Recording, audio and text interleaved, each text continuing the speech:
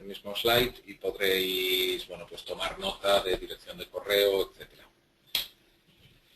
Y bueno, vamos a iniciar con el mapa de financiación. En principio yo creo que ya lo habríais debido de ver en las sesiones previas, pero en cualquier caso sí voy a hacer un pequeño repaso del mismo por si hay alguien que no lo ha acabado de ver. ¿De acuerdo? ¿Y en qué consiste ese mapa de financiación? Pues al final las empresas empiezan a estar en determinados niveles o en determinadas fases dentro del desarrollo de un proyecto, dentro del desarrollo de un proyecto emprendedor. Se empieza, aquí es donde están los punteros, un segundo,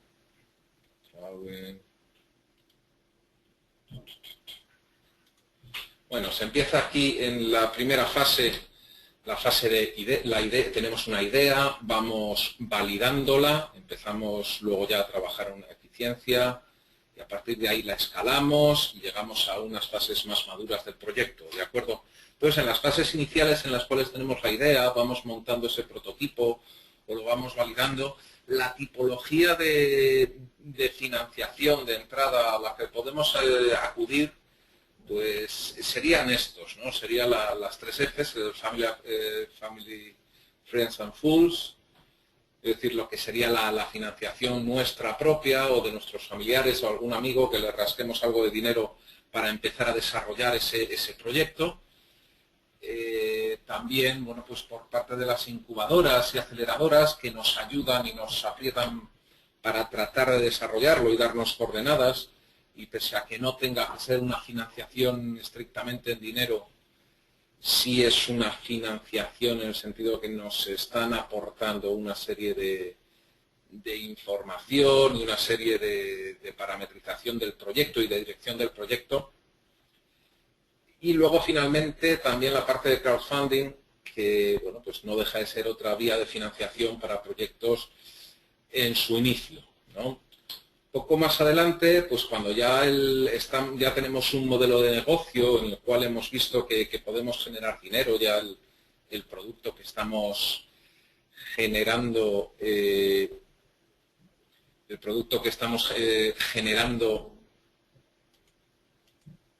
estaba viendo por aquí que decía Miguel que no oía absolutamente nada. Disculpad la interrupción. Bueno, se lo voy comentando así en el aire a Rubén, ¿de acuerdo? Os decía que cuando ya la idea ya está validada, ya tenemos clientes, ya estamos empezando a generar algo de caja, ya podemos entrar a nuevas vías de financiación, que podrían ser los business angels como financiadores particulares o personas individuales, o un poquillo más adelante ya cuando son fondos de capital semilla o similares, en función de que el modelo ya empezamos a escalarlo, a hacerlo un poquito más, a hacerlo más grande, y a poder, bueno, darnos la posibilidad de ir generando más dinero. Y ya posteriormente, cuando el modelo ya está más maduro, ya es bastante más estable, ya podemos entrar en situaciones de o bien fondos de capital riesgo o bien ya directamente la banca. La banca no es que pueda entrar no pueda entrar en periodos anteriores, que también puede entrar. Lo que pasa es que es una financiación, digamos, mucho más reglada. Entonces, los bancos pretenden o quieren tener asegurados el cobro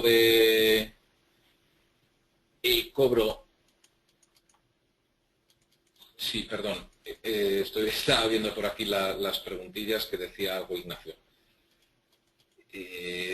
Comentaba que la banca no es que no pueda entrar en periodos anteriores, lo que sí buscan es que haya más estabilidad en la generación de ingresos por parte del proyecto que estamos gestionando, con lo que normalmente no se dirige directamente a posiciones anteriores, sino ya está buscando, digamos, modelos de empresa mucho más establecidos. Tampoco debemos olvidar lo que es la parte de financiación pública, donde bueno, pues podemos estar utilizando bien los préstamos por ENISA, la Empresa Nacional de Innovación, o el CEDETI, que estarían más dirigidos a temas de innovación, el Plan Avanza, que está bastante dirigido a comunicación e informaciones, o sea, las TIC, el IDAE para temas de eficiencia energética, las ayudas europeas, que en general están bastante dirigidas como subvenciones en I+D+I, y luego ya los ICO, que no deja de ser un híbrido de financiación, pero sobre todo que busca dinamizar lo que es la financiación bancaria. No deja de ser una pequeña vuelta de tuerca a lo que es la parte de la financiación bancaria. ¿De acuerdo? Y vamos a continuar, vamos a intentar analizar, para ver cómo movernos, vamos a intentar determinar por qué fracasan los proyectos. ¿De acuerdo? Las razones por las cuales no quiere decir que sea un orden, sino que es una enumeración de los diferentes tipos de fracaso. Y el primer riesgo que puede haber es lo que se denomina riesgo producto. ¿Y qué es eso? Pues es un riesgo derivado de que estamos intentando sacar un producto para vender a nuestros posibles clientes y el producto pues al final no acaba de salir. No acaba de salir pues porque no lo terminamos, porque no se puede llegar a construir, por determinados condicionamientos técnicos, etcétera. Y al final, al no salir ese producto, bueno, pues el proyecto va fracasando. No es el más frecuente, ¿de acuerdo? Sí ocurre en alguna ocasión, pero no es lo más frecuente porque al final cada vez más los condicionamientos técnicos se van reduciendo. Puede ser más una cuestión de tiempo o de dinero, pero al final se van resolviendo. En genérico, este riesgo viene en empresas que están muy gestionadas en el producto, o en proyectos muy dirigidos al producto, que están, bueno, pues en general comandados por ingenieros o similares, informáticos, etcétera, que sí tienen están muy focalizados y muy dirigidos a la parte del producto, ¿de acuerdo? Pero en esencia no es como os comentaba, en principio no es el más frecuente, aunque está ahí, ¿de acuerdo? Además del riesgo de producto, a partir de ahí también podemos tener lo que se denomina riesgo cliente. Perdón. ¿Y qué es el riesgo cliente? Pues al final bueno, pues ya hemos conseguido ese producto y se trata de buscar un cliente a quien venderlo para empezar a testar el modelo. ¿Existe realmente ese cliente? ¿Existe realmente gente que pueda estar interesada en el producto en el cual estamos, el producto que queremos sacar? Resolvemos las necesidades de ese cliente, es decir, al final, una vez que ya tenemos preparado nuestro producto e intentamos venderlo, pues encontramos el riesgo de que no encontremos un cliente para venderlo, porque, pues bueno, esa definición de producto al final no está resolviendo realmente las necesidades reales que puede tener nuestro cliente potencial. El siguiente motivo de riesgo de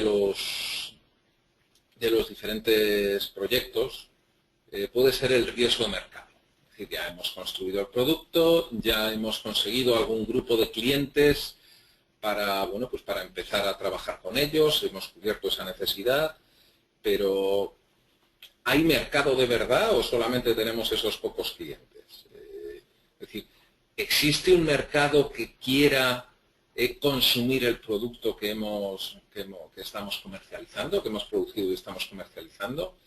¿Existe ese mercado? ¿Cuántos son? ¿Dónde están? Y la principal pregunta es si además puedo llegar a ellos. Que en muchas ocasiones puede estar ahí, pero tenemos algún tipo de imposibilidad para poder atenderlos o simplemente poder comunicarnos. ¿De acuerdo? Eso marcaría marcaría una situación de un producto que pudiera ser vendible, pero bien el mercado es demasiado pequeño o bien el mercado no está en una situación a la cual podamos atenderle.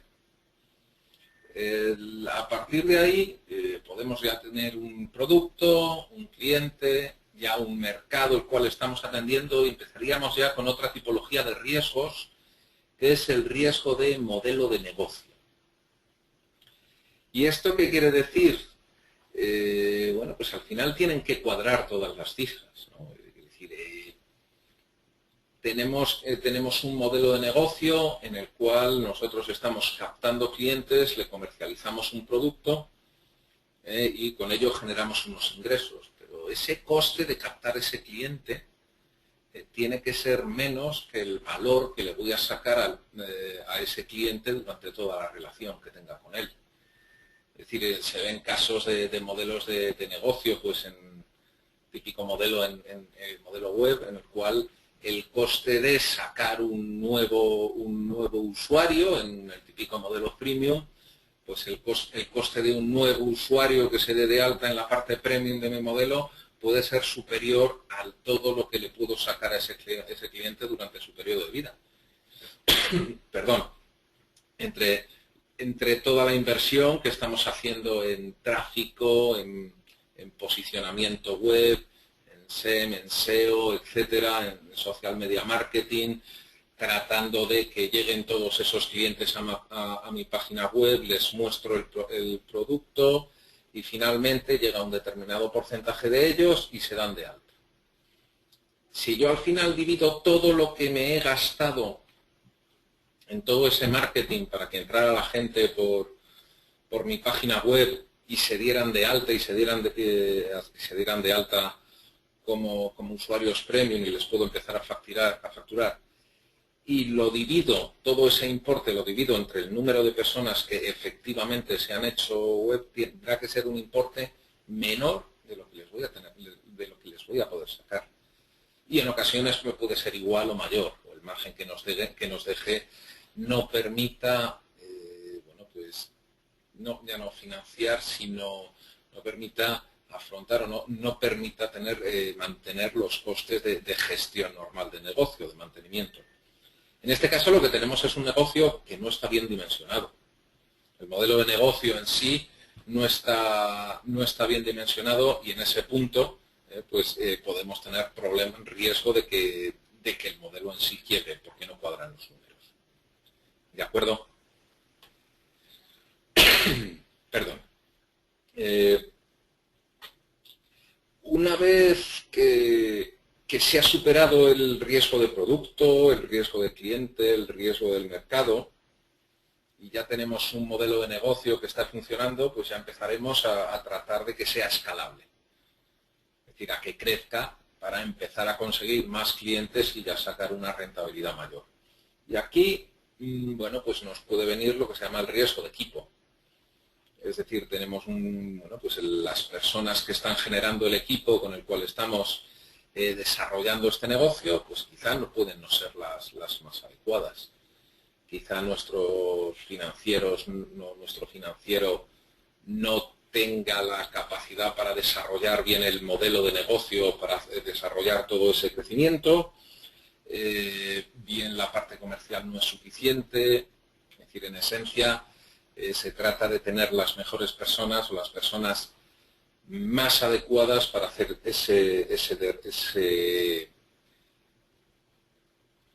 para hacer el desarrollo de este negocio.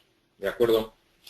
Y finalmente, y quizá uno de los riesgos más críticos o más importantes de cubrirse en el desarrollo de un negocio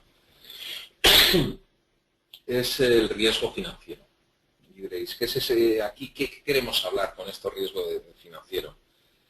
Pues al final es la falta de dinero, es algo terriblemente simple, en el cual, bueno, pues empieza a faltarnos dinero, se ahoga el proyecto en sí y desaparece o por una mala planificación o por falta de financiación, etcétera. ¿De acuerdo? Y es por ello, por lo que, como pone aquí, cash is king, el dinero en efectivo, el dinero es el rey, es el factor más crítico para el éxito o para evitar el fracaso de un modelo de negocio. ¿Y por qué es tan importante? Al final lo que tenemos que buscar es que todo tiene que girar alrededor del dinero. Al final, todo el modelo que estamos preparando, que estamos gestionando, lo tenemos que hacer girar y tiene que estar dirigido a cobrar. No centrarnos en una mayor inversión, en otras cosas que pueden ser más o menos funcionales. No, no, no. Lo que tenemos que centrarnos es en pagar las facturas a corto plazo. Al final podemos tener unos plazos a largo plazo, pero si perdemos de vista el corto plazo, y sobre todo desde el punto de vista económico, las posibilidades que tenemos de fracasar son grandes. Para ello lo que es importante es planificarse, ¿de acuerdo? Planificar cuáles van a ser nuestras necesidades económicas para cumplir unas determinadas metas. Pero esas necesidades económicas tienen que partir, como se estaba diciendo, desde el corto plazo, desde mañana. Si mañana tengo que pagar el alquiler, el que yo tenga que invertir 20.000 euros dentro de 3 meses puede ser importante, pero la parte realmente clave es la parte que me va a permitir llegar a dentro de 2 meses y poder invertir ese dinero es que yo pague el alquiler este mes, o que yo pague el teléfono este mes, o que yo haga los pagos que son necesarios para poder llevar el proyecto a buen puerto. ¿De acuerdo? ¿Y cómo se... Perdonad. ¿Cómo llegamos ¿Cómo hacemos esa planificación? ¿De acuerdo? Que quizás es uno de los puntos más importantes. ¿Cómo llegamos a esa planificación?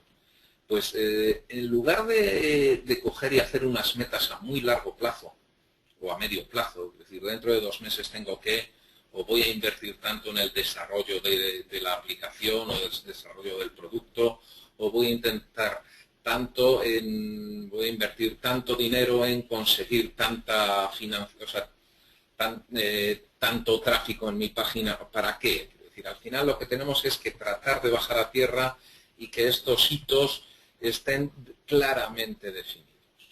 ¿De acuerdo? ¿Y cómo definimos estos hitos? Tratando de especificar lo más posible. No basta con decir que tengo que conseguir unas ventas de tanto, ¿no? ¿Cómo llego yo a esas ventas de X mil euros todos los meses? Yo tengo que vender, mi primera meta es vender 10.000 euros mensuales, dices, perfecto. ¿Cómo llego a esas ventas de 10.000 euros? ¿Cuántos comerciales voy a necesitar para llegar a esa venta de 10.000 euros? ¿Cuántas visitas tienen que hacer esos comerciales para llegar a esas ventas de 10.000 euros? ¿Qué tasa de conversión tendrán de cada uno, de todas las visitas, es decir, del número de visitas que semanalmente o diariamente estén haciendo? ¿Qué porcentaje tendrá que llegar? ¿Cuál será el importe que están, el importe medio de las ventas que se están haciendo? Al final lo que estamos, si os fijáis, lo que estamos haciendo es tratando el camino necesario para llegar a financiar, para llegar a obtener esos 10.000 euros de ventas. Y lo que estamos viendo además claramente es cuáles son las necesidades económicas para llegar allí. Si necesito 4 comerciales, tendré que pagar 4 sueldos de comercial. Si me van a hacer todas estas ventas, tendré que preparar o tendré que presupuestar unas determinadas comisiones de ventas, etcétera. Lo que voy haciendo es marcarme todo el camino necesario para llegar a cumplir cada uno de mis diferentes hitos. Y de tal forma, según esas necesidades de fondos y según los fondos que tengamos, estableceremos cuál es la mejor estrategia que podemos tener. ¿De acuerdo? Es importante entender esto porque lo que estamos haciendo es marcando el camino y marcando el camino con una determinada lógica. No se trata es imposible tratar de levantar un capital diciendo, bueno, pues lo que quiero hacer es desarrollar este producto y acabar de desarrollarlo. Necesitamos dar un poquito más de información. ¿Y qué información es esa? El qué, para qué y sobre todo el cómo vamos a llegar. ¿De acuerdo? A partir de ahí sí nos podemos plantear unas necesidades económicas, una presupuestación y podremos determinar cuánto vamos a necesitar y cuándo vamos a necesitar cada euro que vamos a invertir o a gastar en el desarrollo de nuestro proyecto. Como os decía por aquí, gran parte de las empresas en fases de semilla fallan por falta de fondos. En esencia, esa falta de fondos va a venir por dos razones principales. No llego al punto muerto. Inicialmente es que no llego al punto muerto. ¿Qué es eso del punto muerto? Al final yo tengo una determinada inversión, ¿de acuerdo?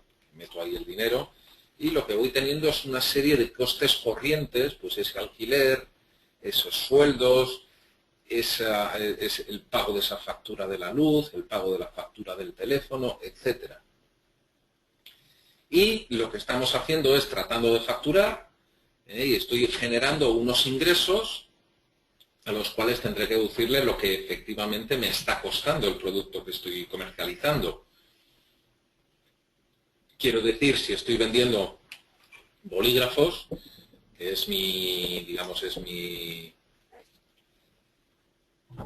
es el proyecto en el cual estoy, es decir, la compra-venta de bolígrafos, pues yo venderé los bolígrafos a 2 euros y los compraré a 1 euro. ¿De acuerdo? Pues con ese euro de margen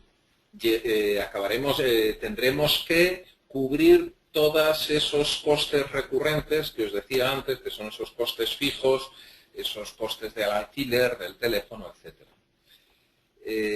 En el momento que los cubro ya no tengo más pérdidas. ¿De acuerdo? A partir de ahí o cubro las pérdidas que tengo. Hay otro micrófono por ahí abierto, por cierto, que no sé si Rubén me quiere decir algo o simplemente se ha apagado. No, ya está, Yago, perdona. Es que hay un participante pues que no lo escucha bien y le estaba dando la opción a ver si era por un problema de yo haberle quitado el audio o algo similar, pero en principio no, o sea que disculpa, Yago, perdóname. No, tranquilo, tranquilo. Gracias. Os estaba comentando. Llega un punto en el cual tenemos unos ingresos que nos permite cubrir todos los costes recurrentes de nuestra empresa. Todos esos gastos que venda o no venda los voy a ir teniendo. Los tengo todos los meses. Los alquileres, esos consumos de luz, de teléfono, etc. A partir de ahí empezaré a ganar dinero. ¿De acuerdo? Pero antes de llegar ahí, lo que estoy generando son más pérdidas. Las iré reduciendo, pero voy generando más pérdidas. Entonces, si no llego a ese punto muerto o a ese punto de equilibrio, seguiré generando pérdidas hasta que al final me acabe descapitalizando. ¿De acuerdo? Y esa es una de las dos razones por las cuales se puede fracasar por falta de fondos. Y la segunda es esta expresión que a veces es muy chocante, dice, no tenemos en cuenta el circulante. ¿Qué es eso? Pues al final, entre que compramos el producto que comercializamos, hasta que finalmente cobramos por su venta, pasa un determinado tiempo. Ese tiempo va a venir definido, va a venir determinado por el tiempo que tardamos en pagar a nuestros proveedores, que en general cuando se está iniciando un proyecto suele ser bastante corto, por no decir nulo. El tiempo que estamos tardando en fabricar o comercializar el producto que finalmente vendemos y el tiempo que tarda nuestro cliente en pagarnos.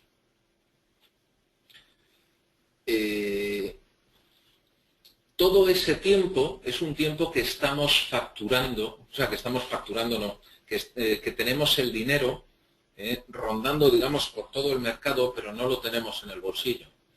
Imaginad que yo compro el producto que comercializo, vuelvo al ejemplo de los bolígrafos, lo compro hoy e invierto 1.000 euros en el bolsillo, 1.000 euros en bolígrafos, los invierto, mañana llega un cliente y los pago, lógicamente.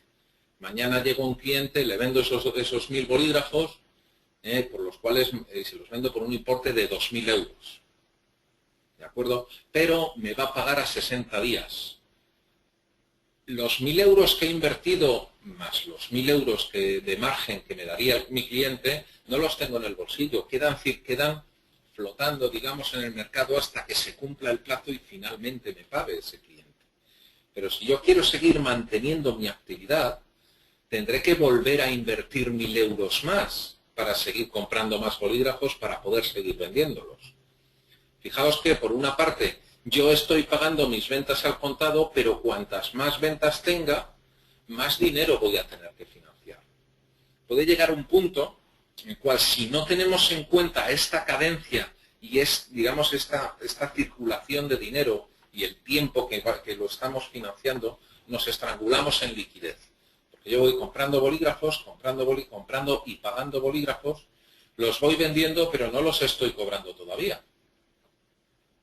Y llega un punto en el cual echo mano a mi caja para comprar otros 1000 bolígrafos más y ya no queda nada.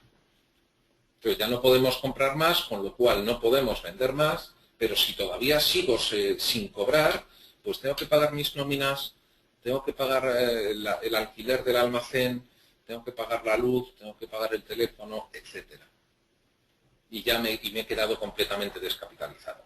Esto es una frase que muchísimas veces, o esto es una situación que muchísimas veces, no sé si muchos de vosotros lo habéis oído, es decir, lo de vender a plazo, no vender a plazo, es decir, no, es que me pagan a 60 días. Bueno, no pasa nada, si luego al final lo cobras, no pasa nada, depende. Y depende si vamos a tener suficiente capital para financiar todo ese tiempo o no lo vamos a tener. Si no lo vamos a tener, pues hay que gestionarlo con mayor cuidado, ese circulante, porque nos puede obligar a descapitalizarnos. Yo no sé si hay alguna duda por ahí o no. La podéis ir haciendo, si me la ponen por aquí o me interrumpe Rubén y yo la voy contestando, vamos, encantado, ¿de acuerdo? Sobre lo que se estaba diciendo, vale, parece que me estáis diciendo que todo claro, me alegro. Sobre lo que me vais comentando, sobre lo que estaba comentando de este tiempo que el dinero puede estar por ahí circulando, fijaos esta expresión que es bastante interesante. Dice que una cuenta de resultados positiva no garantiza un cash flow positivo. El cash flow al final deja de ser el estado de flujos de efectivo, de flujos de caja, de dinero. El que yo tenga beneficios no significa que yo haya generado dinero. Yo puedo estar, como os comentaba antes, generando mucho beneficio porque estoy pagando, o sea, comprando bolígrafos y vendiendo bolígrafos, comprando y vendiendo, pero como mis clientes me están pagando a 60 días, yo no cobro, pero sigo comprando bolígrafos y vendiendo bolígrafos. Y al comprarlo los pago, pero al venderlos no los cobro. Llega un punto en el cual, bueno, yo voy a tener un resultado positivo, vamos, la empresa va como un tiro, porque todos los días estoy comprando 1000 euros en bolígrafos y todos los días estoy vendiendo esos mismos bolígrafos por importe de 2000 euros, pero no he generado un duro. De hecho, lo que he hecho ha sido consumir las reservas económicas que tenía, si es que las tenía, y si no, llega un momento que he tenido que dejar de comprar. Por tanto, para hacer esas proyecciones financieras, para tratar de buscar esa financiación y tratar de proyectar, lo que vamos a tener que hacer es un balance de situación, o sea, unas proyecciones mensuales en el cual iremos viendo cómo va evolucionando nuestro balance, iremos viendo cómo va evolucionando nuestra cuenta de resultados e iremos viendo ese cash flow, que es, digamos, un intermedio entre información, entre el balance y la cuenta de resultados, para, bueno, pues para ir determinando, para poder hacer esta proyección financiera y esta estimación de lo que necesitamos. Estoy viendo por aquí una pregunta, sin embargo, ¿cambia esto el circulante con el comercio electrónico? En el sentido de que si no se compra y se paga de inmediato, no se recibe el producto. A ver, el negocio de oro es pagar a plazo y cobrar al contado, ¿de acuerdo? Que es, bueno, pues lo que puede hacer el señor Inditex, o lo que hace el señor Carrefour, o lo que hace el señor Corte Inglés, o Alcampo, etc.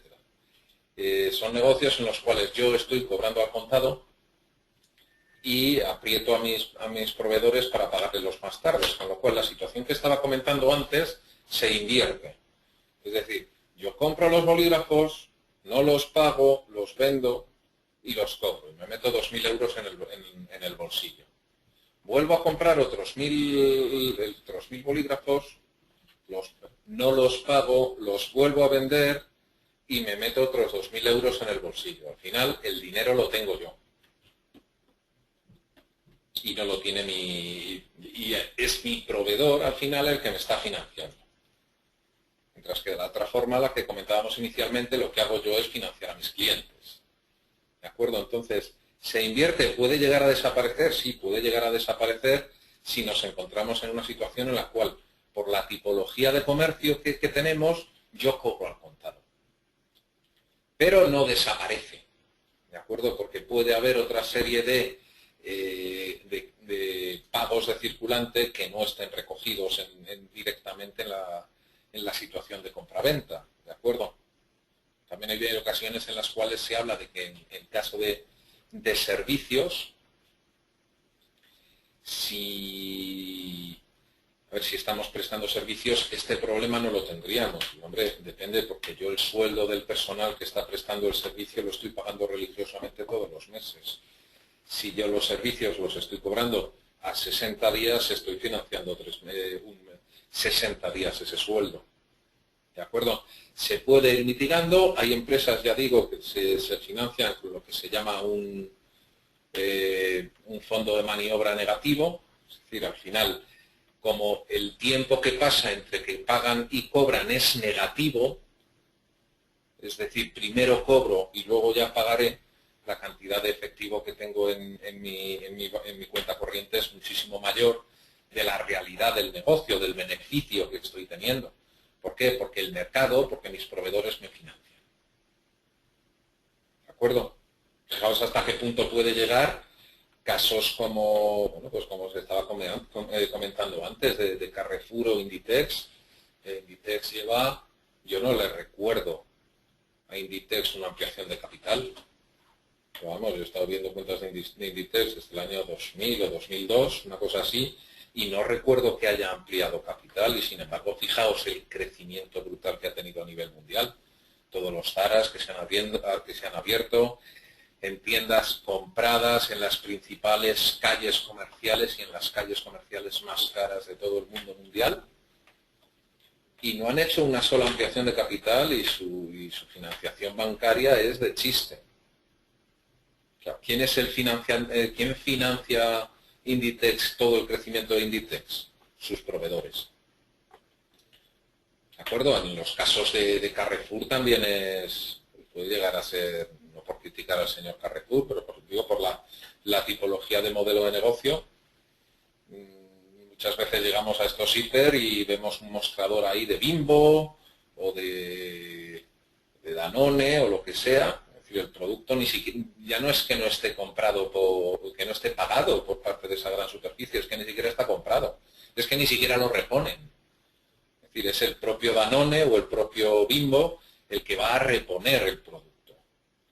Y una vez que pasa por caja y pasa por el lector del código de barras, que hace el pip y lo lee, en ese momento se está lanzando la información para que el proveedor envíe el albarán de venta, se firme y se inicie todo el proceso de facturación y cobro. O sea, imaginaos la cantidad de días que pueden llegar a pasar. ¿De acuerdo? Pues es un factor a tener en cuenta y sobre todo a tener muy, muy, muy en cuenta.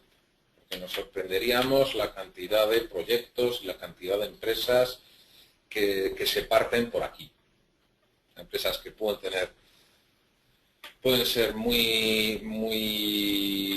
o sea, con una cuenta de resultados muy saneadas, empresas con beneficios, pero a la hora de la verdad, cuando se gestiona ese circulante, pues la empresa se va al garete, ¿de acuerdo?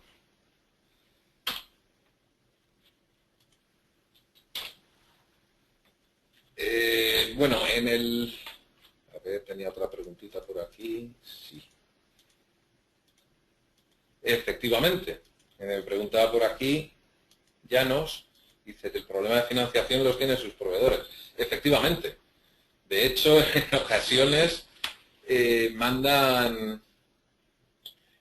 se llegan a mandar auditores a los proveedores, es decir, estas tipologías de clientes de grandes superficies tienen una capacidad de negociación enorme. Entonces te llegan a enviar unos auditores que determinan cuánto tiempo puedes aguantar. Entonces, si con 90 estás asfixiado pero todavía sobrevives y con 95 días mueres, pues te pagan a 90. Es decir, es el tenerte asfixiado sin matarte. ¿De acuerdo? En ocasiones llegan a tener una situación así. Y el problema lo tienen ellos, claro, que tienes que financiar todo ese tiempo. Es decir, si al final, entre el riesgo de que el producto no se venda, que la tengo yo, porque lo pongo en el mostrador, pero no está vendido. A eso le sumas el tiempo que está ahí expuesto, hasta que se hace la venta. Bueno, se inicia todo el proceso de facturación, le mando la factura y me están yendo a 90, 120, 150, 180 días, a cantidades brutales. Pues si no lo tengo bien claro y no tengo determinado cuánto puedo llegar a vender, por ahí es donde me ahorco yo solo. Si encima lo que hago es seguir vendiendo, me ahorco yo solito. ¿Verdad? Puede que el señor Carrefour o el señor Alcampo o el señor El Corte Inglés tenga bastante que ver en que me esté ahogando. Pero me estoy ahogando yo mismo. Es decir, yo soy el quien está tomando la decisión de venderle a este señor y yo soy el que está tomando la decisión de seguir admitiéndole pedidos a este señor. ¿De acuerdo? Lo que hay que hacer es gestionarlo con ojos, sabiendo exactamente qué es lo qué es lo que supone meterme con una tipología de cliente de este tipo. ¿De acuerdo? Más sobre el tema de proyecciones financieras, en la siguiente fase de este programa de la Fundación Biodiversidad se dará un webinar para confeccionar las proyecciones financieras. ¿De acuerdo? A ver, tengo por aquí otro. Sí. El fondo de maniobra negativo es privilegio de Mercadona, Carrefour y demás. Sin embargo, no es un factor que a cualquier inversor espantaría por indicar que el negocio va mal. A ver, en este caso, en genérico, lo ortodoxo de los negocios es tener un fondo de maniobra positivo. Daniel me lo estaba preguntando. Lo ideal es, como decía, es tener un fondo de maniobra positivo. ¿Qué pasa? Que esta tipología de las empresas, que tienen una rotación muy grande, se pueden permitir el lujo de tener un fondo de maniobra negativo, porque el periodo medio de maduración que tienen, es decir, el tiempo que pasa entre que pagan lo que compran y venden lo que compran, es o muy, muy, muy pequeño o incluso es negativo. Entonces, con ese punto de vista, el negocio es viable. En general es un privilegio de esta tipología de empresas. ¿De acuerdo? ¿Cualquier inversor espantaría? No necesariamente. Mirad cómo están las acciones de Inditex, por ejemplo, que son un auténtico tiro. ¿Cuándo dejará de funcionar esta tipología de negocio? Bueno, pues es posible que si deja de crecer empiece a pasarlo mal. Es posible que si Inditex o un negocio de esta tipología rompe esta estrategia de crecimiento y de ir a hacer crecer permanentemente su cuenta de proveedores, la deuda aportada por los proveedores, pues empieza a pasarlo mal. Es decir, el día que pare Inditex, pues lo más probable es que vaya a tener que financiarse una barbaridad, es decir, acudir a mercados financieros, bien por ampliación de capital, bien por financiación bancaria, porque entonces si no sí que lo iba a pasar mal. ¿De acuerdo? Os comentaba esto, que para la confección de las proyecciones financieras bueno, pues habrá en la siguiente fase hay webinar para, bueno, pues daros instrucciones y ayudaros a entender y ver cómo se generan unas proyecciones financieras, ¿de acuerdo? Pero, aún así, vamos a comentar un poquito, desde un punto de vista más teórico, qué es lo que hay dentro de los estados financieros para hacer esas proyecciones financieras. Y al final, bueno, estos estados financieros se van a componer de una cuenta de resultados, de un balance de situación y de un cash flow. Lo que quería contaros un poquito es qué es lo que hay dentro. ¿De acuerdo? Y dentro de la cuenta de resultados o estado de pérdidas y ganancias, lo que refleja es dentro de un periodo de tiempo, puede ser un mes, puede ser un trimestre, puede ser medio año, puede ser un año, los ingresos y gastos reflejando finalmente el resultado de las actividades de la empresa. Es decir, es un estado que me da el beneficio, y sobre todo y principalmente, que me dice cómo se llega a ese beneficio. ¿De acuerdo? Porque no solamente la información de que he ganado 10 o he ganado 100, sino cómo he ganado esas 100. ¿De acuerdo? Puede ser, vamos por la parte de más arriba, sería ventas menos coste de ventas, pues ahí me estará marcando la mayor o menor eficiencia que tengo yo a la hora de vender, o que ese ingreso, es decir, puedo tener una eficiencia muy alta arriba del todo de la cuenta de resultados, lo que os decía de ventas menos coste de ventas, pero que se me diluya todo ese beneficio dentro de los costes de estructura que tengo. Y luego, sobre todo, lo que me va a permitir es comparar, porque al final una foto pues me dirá que he tenido beneficios o no he tenido beneficios y cómo los he obtenido, pero si además los voy comparando en el tiempo, pues me va a dar una idea de cómo estoy gestionando el negocio y si lo estoy haciendo mejor o peor. De acuerdo. Como os decía, está referido a un determinado periodo de tiempo. ¿De acuerdo? Lo genérico es sacarlas mensualmente, trimestralmente o anualmente. No se suelen ver cuentas de resultados de 2 años, de 2 años incluidos dentro de la misma cuenta de resultados, pero sí esa información, pues lo que nos va dando es cuál está siendo el desempeño de la empresa. Eso por una parte. Y por otra parte, lo que está haciendo referencia, como os decía antes, es al beneficio. Pero dado que todas las operaciones se marcan en función de lo que se denomina el criterio de devengo, es decir, de cuándo se realiza la operación y no cuándo se cobra y se paga.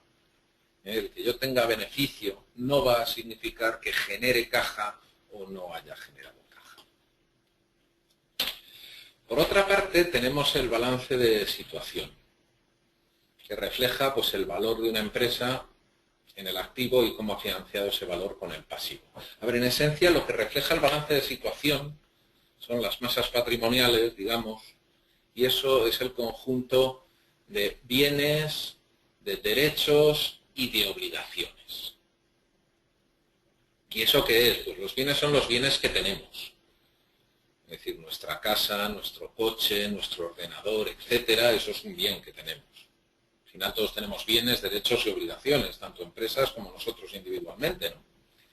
Entonces, dentro del activo, lo que vamos a reflejar son esos bienes que tenemos y los derechos, entendiéndose los derechos, no como los derechos fundamentales que nos puede estar marcando la Constitución, sino como los derechos de cobro.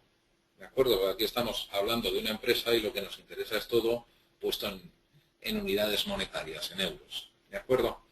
Entonces, lo que me está marcando es qué es lo que tengo y cuánto vale, es decir, los bienes, y cuál es el dinerico que voy a conseguir próximamente, es decir, los derechos de cobro que puedo tener. Y sin embargo, en el pasivo lo que vamos a poner son las obligaciones de pago. En este caso, lo volvemos a poner en dinerico. ¿Y qué significa obligaciones de pago? Pues el dinero que tengo que pagar yo. Es decir, esos préstamos, esos saldos pendientes que tengo con mis proveedores, esos préstamos a largo plazo o a corto plazo, etc.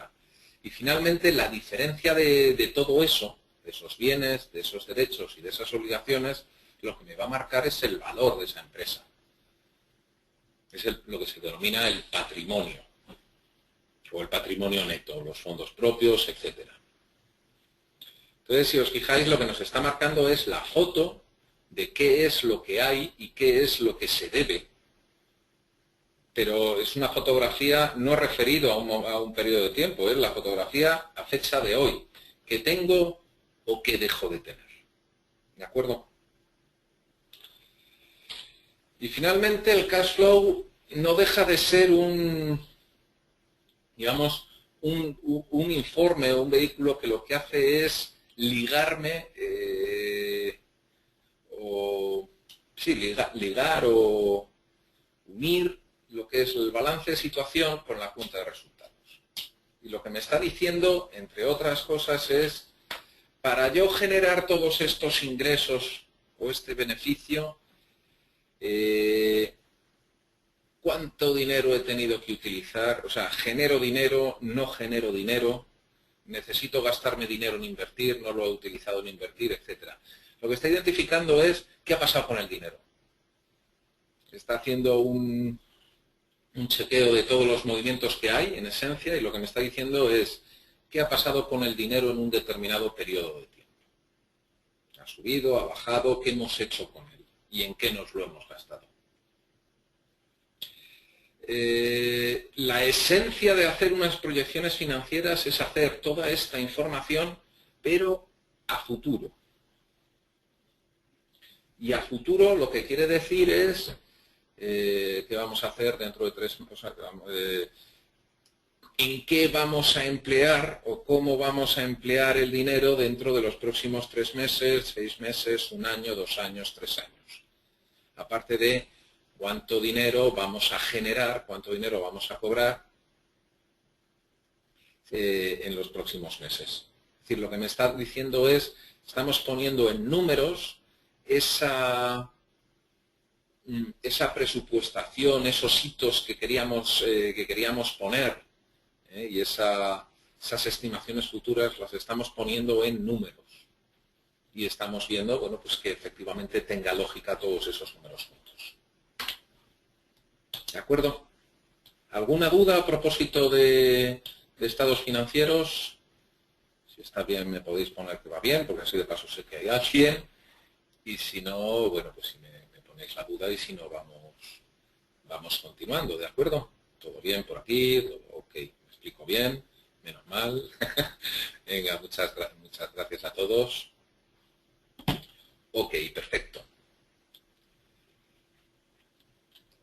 Bien.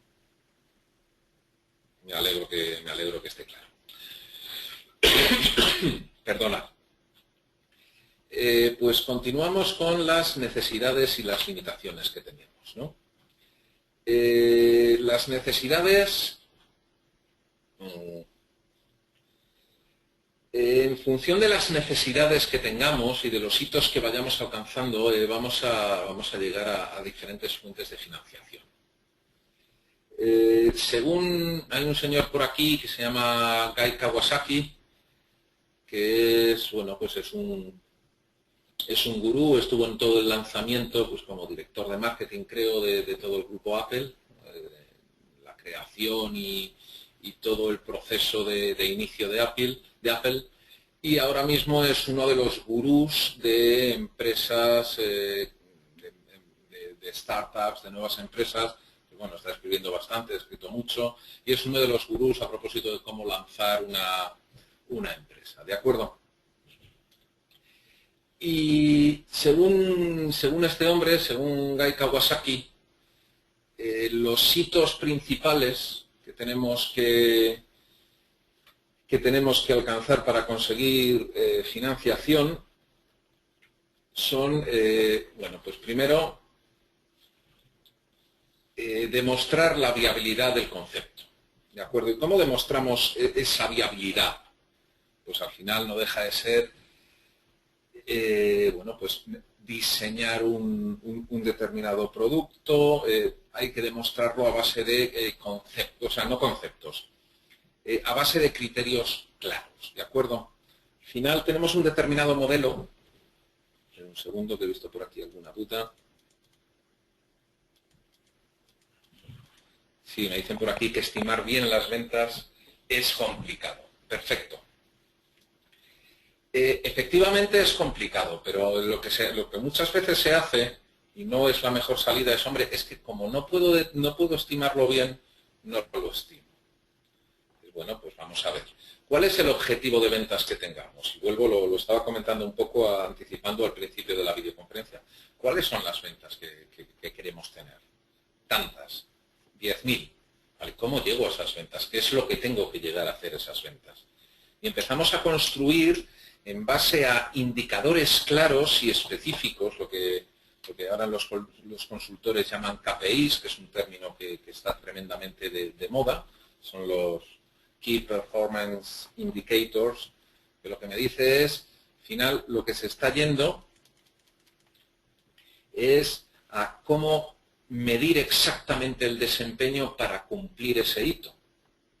Es decir, al final, el tema de los negocios web es que como se puede medir absolutamente todo, es fabuloso. Es decir, al final, tú tienes una tienda web y quieres hacer unas determinadas ventas, y al final todo se basa en el tráfico que tienes. Es decir, tienes un determinado tráfico, que serán X mil personas al mes, o al día, o a la semana, y a partir de ahí tenemos una determinada tasa de conversión a ventas de cada uno de los visitantes, es decir, el 1% de las personas que pasan por la web compran. Perfecto. ¿Cuánto cuesta cuánto ingreso por cada una de las ventas que se hacen? ¿Cuál es el ticket medio? Pues ya estamos determinando, ya tenemos ahí con otro KPI, el ticket medio que vamos a tener, ya podemos determinar la totalidad de ingresos que vamos a tener, y si tenemos un margen del 50%, por ejemplo, pues la totalidad de margen bruto que vamos a tener. Simplemente en función del primer indicador, que es el tráfico que estoy teniendo. Que me podéis decir, sí, claro, pero es que no sé cuál es el tráfico que he tenido. Perfecto, pero a partir de ahí ya podemos empezar a hacer la estimación. Que luego el tráfico no es de 10.000 personas, sino son 8.000 personas, pues entonces sabremos lo que vamos a vender. O si en lugar de 10.000 son 12.000, pues entonces sabremos lo que vamos a vender. Me podéis decir, es que no sabemos cuál es la tasa de conversión. Podremos volver a hacer una estimación, y sobre todo lo que podremos hacer es tomar medidas si nos estamos desviando. Es decir, si lo que queremos llegar es a esas 10.000 euros de ventas, y eso lo hacemos con 20.000, con nuestras estimaciones iniciales, con 20.000 personas que pasen por nuestra página web, hasta ahí todo perfecto. Pero luego, si eso se consigue con una tasa del 1%. Pero si mi tasa de conversión es del 0,8%, lo que tendré que hacer para llegar a esos 10.000 euros de ventas será conseguir más tráfico. Y entonces tendré que apretar por la parte de conseguir más tráfico.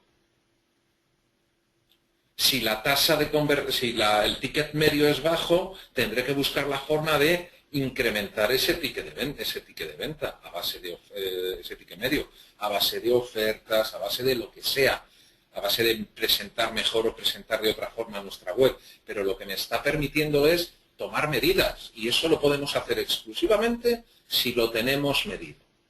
Si salimos al mercado diciendo a ver cuánto vendo porque no lo puedo medir, nunca sabremos si vamos dirigidos a cumplir nuestros hitos o no vamos dirigidos a cumplir nuestros hitos. No sabemos a dónde vamos. ¿Veis la sutil diferencia entre medir y no medir? Aunque sea difícil de medir, aunque hombre, es que como me estaba comentando aquí Llanos, estimar bien las ventas es complicado, pero claro, si la respuesta, como no las puedo estimar bien, es no miro nada, entonces ¿cuáles son los hitos que quieres cubrir? ¿Cómo vamos a buscar financiación si no solamente no sabemos lo que vamos a vender, sino que además es que no sabemos si venderemos y tampoco sabemos hacia dónde vamos? A ver, yo estoy conforme en que estas cosas son complicados y son complicadas. Y soy plenamente consciente. Pero fijaos la sutil diferencia. Y a mí me gusta ir a... O sea, dentro de todo el proceso de emprendimiento que hay, todas las ideas de emprendimiento, te puedes encontrar con negocios tremendamente complejos y negocios tremendamente simples. Y a mí me gusta poner los ejemplos con las cosas simples, ¿no? Os he dicho, lo de la página web quizás es un poco más complicado, pero ¿qué tal una tienda o una simple tienda, ¿no? Es decir, al final, si yo abro una tienda y resulta que no mido cuánta gente está viviendo alrededor de la tienda, digamos, en el centro, cuánta gente está pasando por esta calle, y luego resulta que para que yo simplemente cubra costes necesito que entren 200 personas al día en la tienda y por esa calle no pasan ni 50 personas, lo que he hecho ha sido una muy mala preparación de mi negocio. Porque no sabemos a dónde vamos. Es decir, al final es, si no, este local está muy bien, pero no pasa nadie por la puerta. Entonces, si necesitamos que entren 200 personas y pasan 50 por la puerta al día, entonces es bastante complicado que el negocio tenga sentido. A ver, tengo otra por aquí. Dicen, no es un error recurrente desentenderse de cuánto vale el producto o servicio que ofrecemos y yendo directamente a la franja low cost y por tanto necesitando unas ventas enormes. A ver, ahí, perdona, Daniel, hay dos tipos de negocio en ese sentido. Hay negocios que son, digamos, en margen y negocios en volumen. Y eso te lo marca el importe que es y el margen que estás sacando. Es decir, si vendo chicles, es un negocio en volumen, tengo que vender muchos chicles para hacer dinero. ¿Por qué? Porque a menos de, pues no sé cuánto está un chicle, porque no como chicle, pero vamos, si el paquete de chicle cuesta €1, por ejemplo, ¿qué me voy a llevar? 50 céntimos, pues tendré que vender muchísimos chicles, ¿de acuerdo? Pero si me dedico a vender reactores nucleares, por ejemplo, pues, aunque me saque un 20%, pero vamos, con lo que venda al año, ya solemos ir muy, vamos, serviditos, ¿no? Es decir, eso de entrada, y perdón por la faciedad de la broma,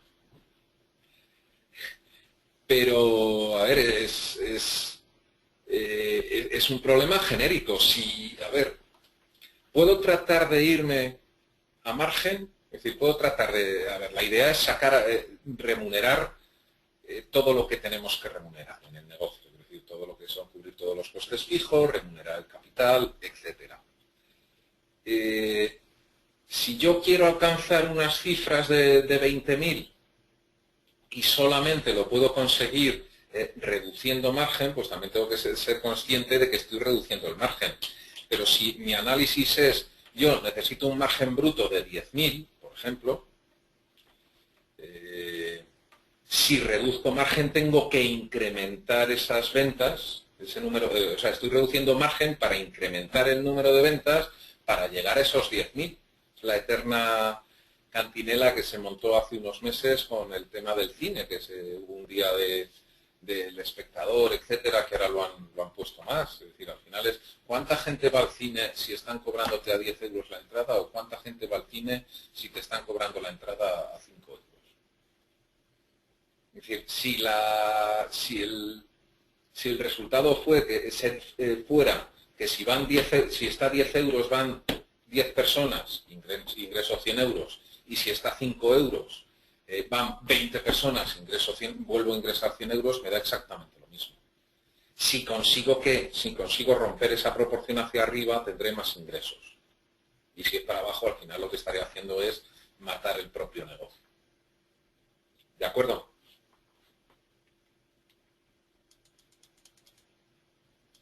Es decir, el que vaya a más o menos margen va a depender de la tipología de negocio y de a quién me estoy dirigiendo. acuerdo? No es lo mismo que me esté digiriendo, por Dios, perdón.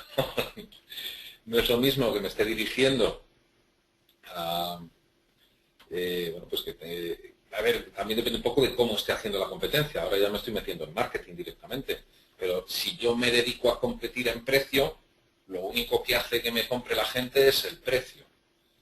Si yo para vender lo que estoy utilizando son otras cosas, es decir, estoy mostrando calidad, diseño, etcétera, tendré más posibilidades de ganar dinero.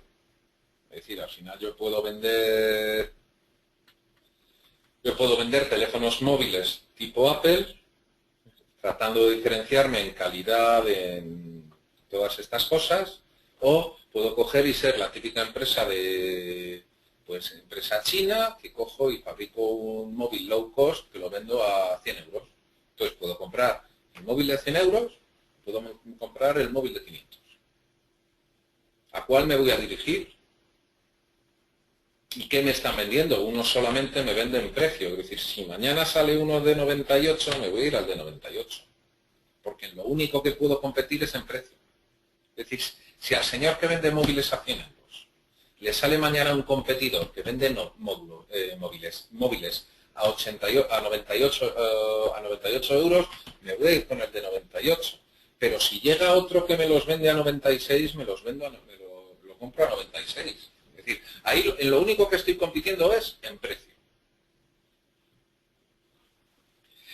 Si lo que estoy haciendo es diferenciarme, estoy tratando de que me compren otros condicionantes que puede que no tengan demasiado que ver con o no haya demasiada diferencia con el otro móvil, pero hace que nos vayamos a esta tipología de productos.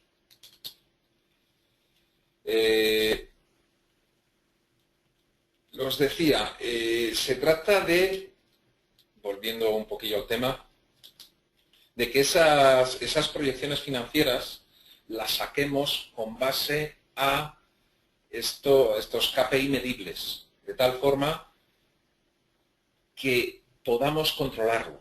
Es decir, si luego empezamos a funcionar con el negocio, hacemos una proyección financiera, empezamos a funcionar, si sacamos luego toda la métrica y la comparamos, podemos ir ajustando perfectamente. Y al final nuestro modelo de negocio va a tener mucha más...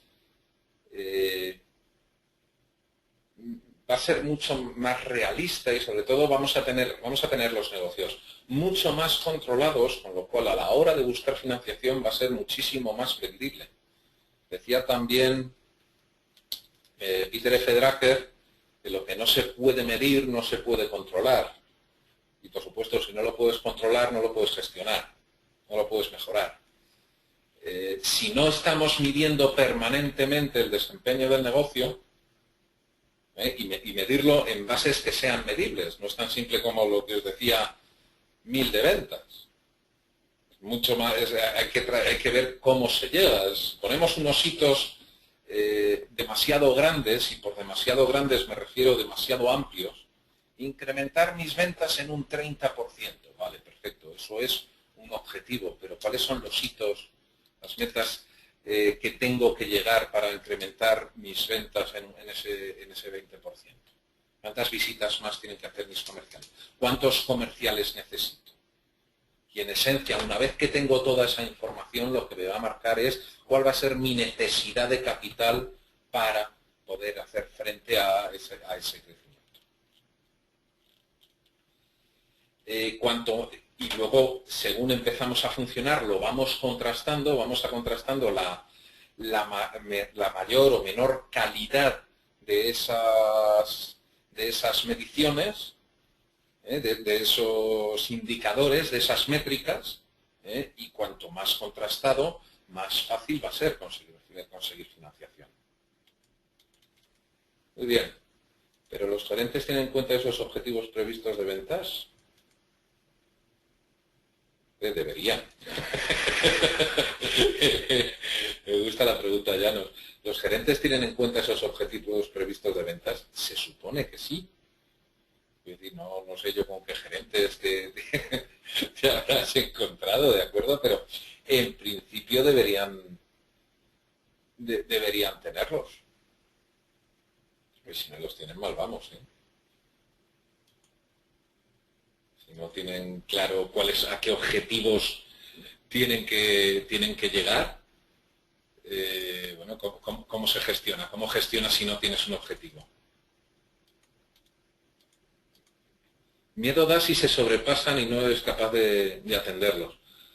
Esto es un comentario muy curioso, ¿no?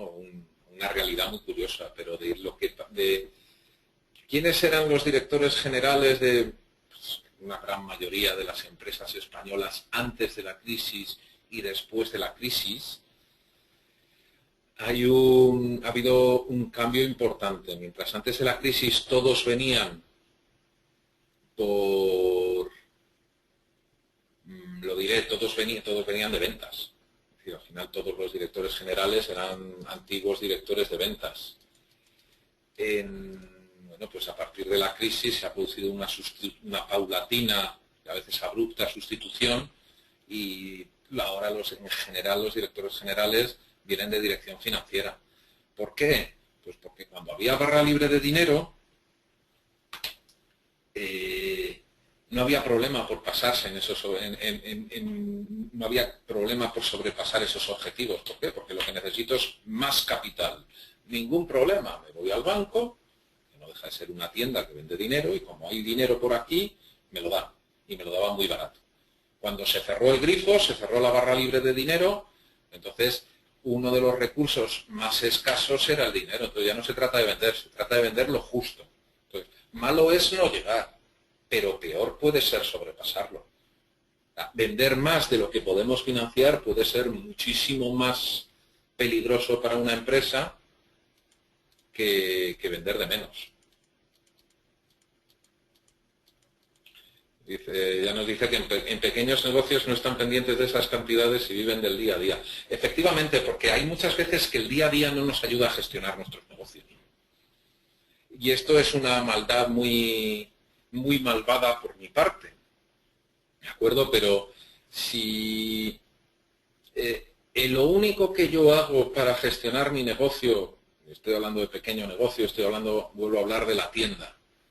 Si mi única capacidad comercial de la tienda es levantar todas las mañanas el cierre y esperar a que entre la gente, bueno, pues estoy yendo a una tipología de mercado bastante tradicional. Si no hago por llamar a esos clientes es más difícil. Hace tiempo me decía, bueno, pues un cliente, bueno, pues sobre lo que exponía o dejaba de exponer en la tienda, me decía una frase que es perfecta. Si no se ve, no se vende. Por lo tanto, tienes que poner un escaparate o tienes que poner un expositor del producto, porque si lo ves, si el cliente lo ve, lo puede comprar, efectivamente. Y volvemos luego pongo el escaparate, si no le llamo la atención al cliente, el cliente no entra, efectivamente, también. Pero, ¿y qué hago si por mi calle pasan poca gente? ¿Solamente me quedo, es que no pasa la gente por aquí? A mí siempre me ha sorprendido esos restaurantes que de repente te dice alguien que están perdidos de la mano de Dios, que están escondidos en un sitio, que tienes que pasar por una comunidad rara, no sé qué, ni siquiera es puerta de calle, tampoco está en una zona céntrica, y luego intentas reservar y no hay forma humana de reservar en ese sitio porque está siempre lleno. ¿Cómo lo ha hecho? Porque pasando por la calle no ha sido. ¿Cómo ha hecho que alguien entrara y cómo ha conseguido ese viral, ese boca a boca? Efectivamente es un marketing efectivo, pero ¿cómo lo ha hecho? Y sobre todo también cuánto tiempo le ha llegado. Es decir, el de estar en una calle céntrica, una calle buena, no es la única forma, ayuda. Pero es que el que estemos en una mala situación, tampoco, es decir, también podemos hacer otras cosas para llamar a la gente.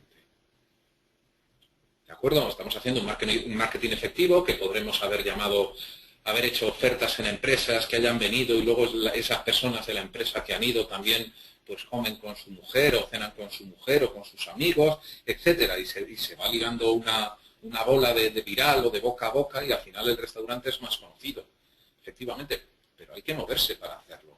Estaba comentando antes Llanos que dice, hombre, es que estoy más pendiente en el día a día, efectivamente. Con lo cual, si solamente estás pendiente del día a día y no estás más pendiente de otras cosas, ¿cómo se puede hacer un marketing efectivo? Es decir, ¿sabemos quién es nuestro cliente? Directamente, ¿quién es nuestro cliente? ¿Cómo podemos intentar hacer una campaña de marketing si no sabemos quién es nuestro cliente? Si no sabemos si nuestro cliente son amas de casa, jóvenes solteros, niños, abuelos, es decir, ¿cuál es el target? ¿Son de este barrio? ¿Son de otro barrio? ¿Cómo podemos hacer una simple campaña de marketing si solamente estamos pendientes del día a día? Al final, cuando ni siquiera nos centramos en dentro de un tiempo, no nos planteamos objetivos y no nos ponemos metas para llegar a ese objetivo, al final pues vamos viendo negocios que van cayendo, hasta que al final desaparecen. ¿De acuerdo? Ok. Bueno, una vez que tenemos esas, digamos, falta formación en este tipo de... Claro, por eso hacemos estas cosas. Por eso nos metemos en programas de esta tipología, porque lo que intentamos es ayudarnos a nosotros mismos a gestionar mejor un negocio. Es decir, ahora mismo hay mucha corriente sobre el emprendimiento, hay que emprender, el autoempleo, etcétera, etcétera, pero lo que no podemos hacer es entrar a lo bestia. Porque luego nos encontramos con situaciones, en serio, que yo las he visto y son realmente aterradoras. O sea, son prácticamente de película de terror. Hay gente que se queda en paro, capitaliza ese paro, pone un negocio y lo que ha hecho ha sido, bueno, pues machacarse a sí mismo la vida. Y es mucho más frecuente de lo que podemos pensar. Es cierto que no todos estamos preparados para ser emprendedores. A ver, lo que tenemos que hacer es, si queremos ser emprendedores, es prepararnos. Lo mismo que si queremos ser mecánicos, tratamos de prepararnos, o si queremos ser albañiles, tratamos de prepararnos. Dices que no te influye.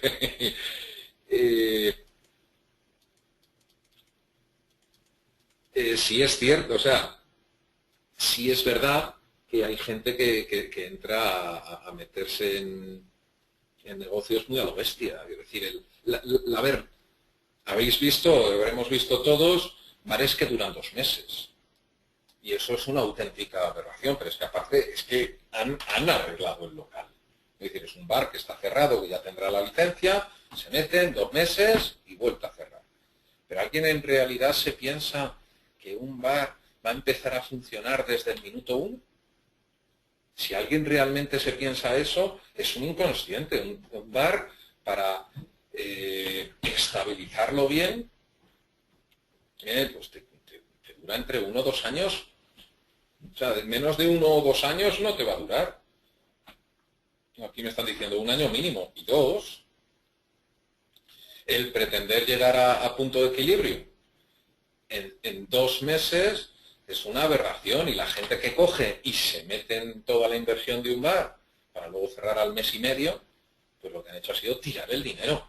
A ver, es posible, yo no voy a decir que no pase, es posible que yo monte un bar y a los 2 días, o sea, empiece a funcionar desde el primer momento.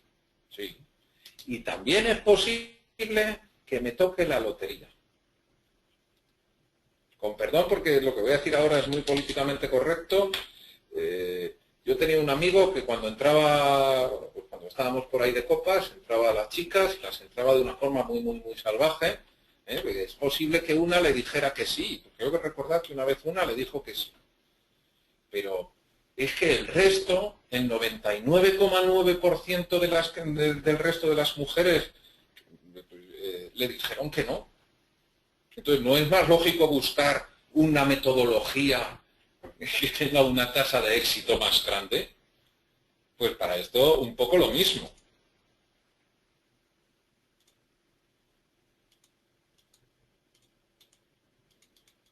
¿Ves? Tenemos algún ejemplo por aquí que lo habían tenido, que ya lo habían pasado. ¿De acuerdo? Lo que hay que buscar son, hay que buscar un proyecto en el cual tratemos de saber movernos y sobre todo y principalmente tengamos conciencia de dónde nos estamos metiendo. ¿De acuerdo? Y eso quizá falta un poco. Bueno, quizá falta un poco o quizá en algunos casos falte mucho. ¿De acuerdo? El otro día cerca de mi casa abrieron un bar y el día que inauguraba no tenía cambio. Pero no tenía cambio de 20 euros. Dice, vale, 2 cervezas, vamos al del bar nuevo. ¿Te cobras? No, es que no tengo cambio. Jesús, pero si es que ya ni siquiera conoces el negocio. Es decir, nos encontramos de gente que no conoce una gestión de un negocio, pero es que hay gente que ni siquiera sabe hacer el negocio y se mete. Entonces lo que hay que intentar es, bueno, pues ayudar a que no vayamos tan a lo bestia. Bien, continuamos con el señor Kawasaki, que le hemos dejado un poco abandonado. Os comentaba que para demostrar la viabilidad del concepto, nos hacemos unas proyecciones, marcamos unos hitos, medimos esos hitos y en la medida de lo posible empezamos a testar esos hitos y esas métricas que hemos puesto para testarlas en el mercado y ver su viabilidad.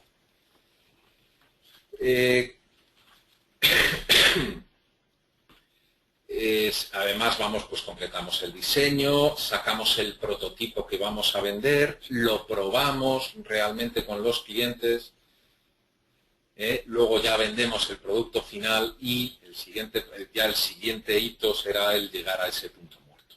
¿De acuerdo? Vale. Más sobre los criterios, que he avanzado, luego no he avanzado, pues tipos de criterios, número de visitas, ratio de conversiones, precio medio, margen, métricas de servicio producto, gastos de estructura, etcétera. Es decir, al final se trata de medir. Y las métricas son, yo recuerdo hace 100.000 años, era joven e inexperto, estuve trabajando en telemarketing y ahí te estaban machacando cada semana o cada día con las estadísticas a propósito de tiempo medio de llamadas, si estabas por encima o por debajo del tiempo medio de llamada, el número de ventas que hacías, etcétera, etcétera. Es decir, ahí lo que tenían son unas métricas y lo que te iban era apretando para que te acercaras o cumplieras con esas métricas. ¿De acuerdo? Para que se acerque a la realidad de tus estimaciones de lo que es el servicio que estás prestando. Y luego las limitaciones, que también lo estábamos hablando un poquito, habéis salido muy aplicados y ya estáis viendo ya lo que continúa en la presentación. Y al final es que no todos podemos emprender cualquier tipo de negocio. Hay gente que no puede llevar, no todo el mundo puede llevar cualquier tipo de negocio. Es decir, al final puede haber limitaciones, lo que estabais hablando de saber o no saber en qué consiste un negocio, aunque te puedes cubrir porque imposible, no hay nada. Y luego también tienes que medir un poco la capacidad propia y de tu círculo de 3 Fs, de Family, Friends and Fools, que va a determinar tu capacidad de adaptación, de tu capacidad de financiación. Y la estrategia lo que tiene que cuadrar es un poco con lo que tenemos. Y aquí os voy a poner un ejemplo pues curioso y bonito y a veces hasta divertido, ¿no? A mí me encantaría coger y decir, vale, pues me voy a ir ahí al Caribe, con curro, con cualquier sitio de estos, voy a montar un complejo hotelero, ¿qué paquete? Te pones a explotarlo, eso lo vendes bien, y le sacas un pastizal, es un negocio fantástico, molaría. A mí personalmente me molaría, ¿sabes? ¿Sabéis? Puede ser muy interesante. Pero ¿qué ocurre? Que yo no tengo ni un histórico de haber llevado ningún hotel ni ningún negocio de este tipo. No tengo capacidad financiera para coger y pagarlo. No tengo pues ese histórico que me permita ir a inversores que me digan, bueno, pues toma, ¿cuánto necesitas? Pues toma, el 60% te lo pongo yo. No lo tengo directamente. Sin embargo, es bastante probable que este otro señor pues no sé si lo tendrá o no lo tendrá, pero lo que os aseguro es que tiene los contactos necesarios, un histórico necesario y una capacidad necesaria y unos equipos suficientes para coger e iniciar este proyecto y realizar. ¿De acuerdo? ¿Imposible que lo haga yo? No, imposible no es, porque vamos, el mundo está lleno de ejemplos en los cuales bueno, pues se producen ciertas cosas. Pero lo que resulta más fácil y sencillo, o en cualquier caso más lógico, es adaptar nuestra estrategia a las limitaciones que tenemos. Es decir, si el proyecto que yo tengo de montar este hotelito, para hacerlo necesito, por ejemplo, 100 millones de euros y mi capacidad financiera es de, en el mejor de los casos, 100.000 euros, pues lo que tendré que buscar es una forma de iniciar ese proyecto de otra forma, por otro camino. Lo mismo me va mucho mejor irme allí y montar un chiringuito y empezar trabajándolo, luego montas un determinado restaurante y al final vas creciendo y en un momento dado lo mismo lo puedes montar. Lo que has buscado es una estrategia alternativa. En lugar de coger y desgastarte contra una estrategia cuya dificultad es enorme. ¿De acuerdo?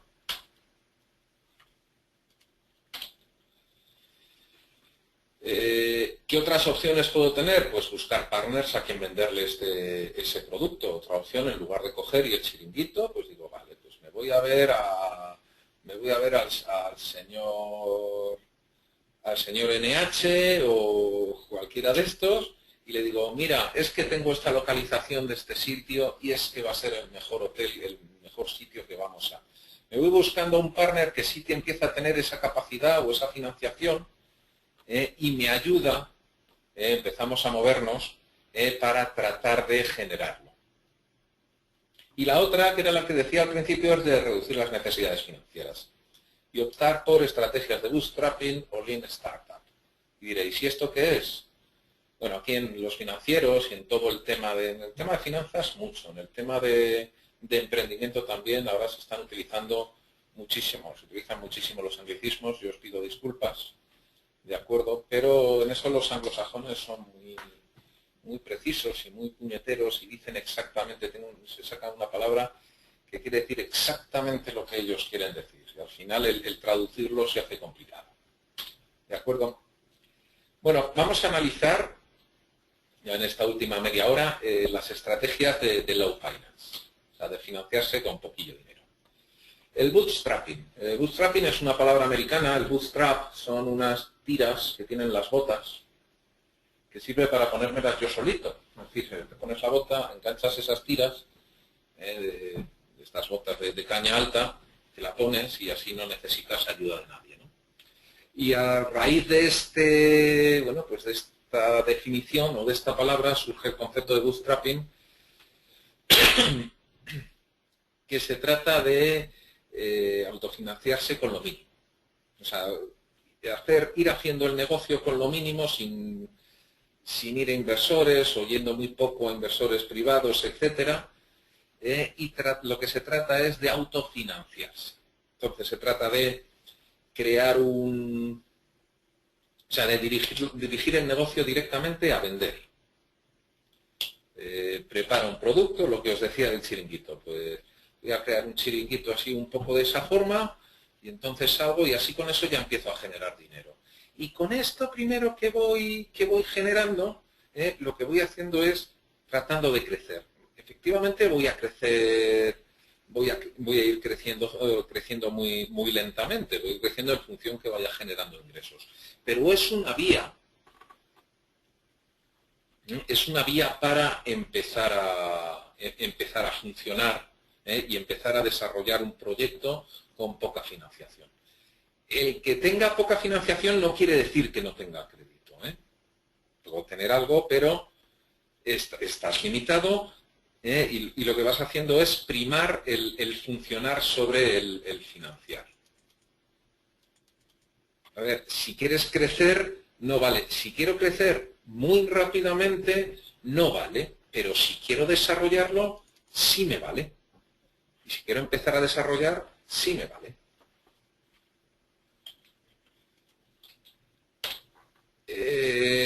Digamos, las los consejos o las máximas del bootstrapping, también por parte del señor Kawasaki, es los objetivos o para ir en esta tipología es, primero de todo, centrarse en el flujo de caja. Lo que quiero es hacer caja.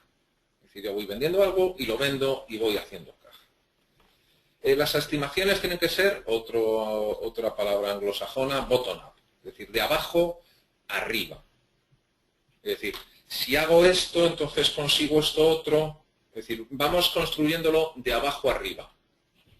Lo que os estaba comentando antes del cómo montar esas estimaciones de ventas, etcétera, pues las vamos haciendo de muy a poquito. Es decir, voy a hacer 3 visitas. Con estas 3 visitas voy a tener una tasa de conversión del 20%. Eso significa que necesitaré tantas para hacer. Si hago esto, el ingreso que tendrá es este, etcétera. Y voy construyendo poco a poco todas nuestras estimaciones. Más cosas. Sacamos algo funcional, es decir, el vende y después prueba. Lo que estamos haciendo es sacando algo funcional y lo vendemos. Y con lo que cobras por haberlo vendido tratas de desarrollar. Y luego vendes otro producto que estará más desarrollado y seguirás vendiéndolo.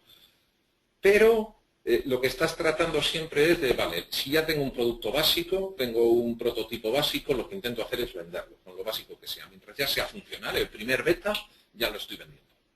Y estoy tratando de monetizarlo desde el primer día. Olvida el equipo contrastado. Según Kawasaki, los equipos, o sea, está sobrevalorado los profesionales senior o los equipos con mucha experiencia. Que puede valer más gente joven con ánimo que gente con un track record importante. ¿De acuerdo? Y eso es lo que intenta decir con esto. Vamos a quitar los equipos senior y vamos a coger a juniors que trabajen muchas horas y vayan sacando el trabajo. Inicia como una empresa de servicios. No te metas a todo.